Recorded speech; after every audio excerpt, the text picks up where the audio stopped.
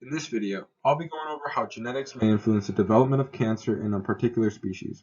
We will take a hypothetical situation using dragons in order to explain the different components, and we'll see how changes in 3 specific genes can lead to throat cancer in the dragons. After a genetic analysis was done, the findings concluded that mutations in genes X, Y, and Z may contribute to throat cancer. Cancers are often environmentally influenced, but for throat cancer in dragons, it's probably due to the hot fire that they breathe. DNA gets damaged and then codes for mutated proteins, which then can't perform their function.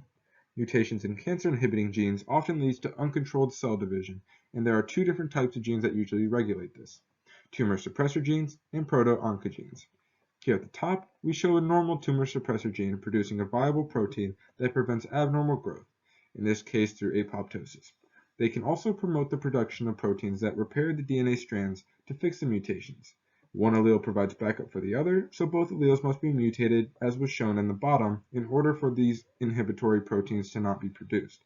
These mutated proteins cannot regulate cell growth, allowing tumors to be formed.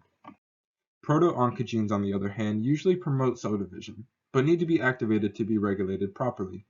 These genes can be mutated into oncogenes through point mutations or deletions, gene amplification, or chromosomal rearrangements that all lead to overexpressed proteins. So in this case, only one allele of the proto-oncogene needs to be mutated in order for the cell division to be hyperactive. Speeding up the rate of cell division leads to the development of a tumor. Now that we have a background on the genetics of the development of cancer, we can assess the findings in the study done on dragons. First, we're given a scenario that says throat cancer has a family history with mutations in only gene X contributing to their susceptibility.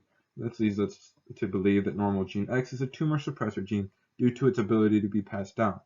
An example of a tumor suppressor gene that's mutation is passed down is TP53, which affects P53, a major tumor suppressor protein. Secondly, we're told that benign tumors tend to have mutations in both alleles of gene X, but genes Y and Z only have wild-type alleles. The keywords we can highlight are both alleles referring to gene X and wild-type alleles referring to gene Y and Z. This confirms our hypothesis that X is a tumor suppressor gene because it needs a recessive mutation, or one that affects both copies of the allele.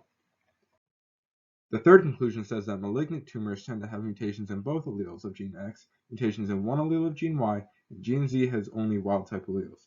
Instead of benign, it is a cancerous tumor, so the single copy mutation in Y affected this outcome. Since only one copy needed to be mutated, Y is normally a proto-oncogene. In the last conclusion, it states that metastatic tumors tend to have mutations in both alleles of gene X, one allele of gene Y, and mutations in one allele of gene Z. With the tumor being cancerous as well as metastatic, gene Z did have an effect on the outcome, and since only one copy of the gene had to be mutated, it must be a proto-oncogene.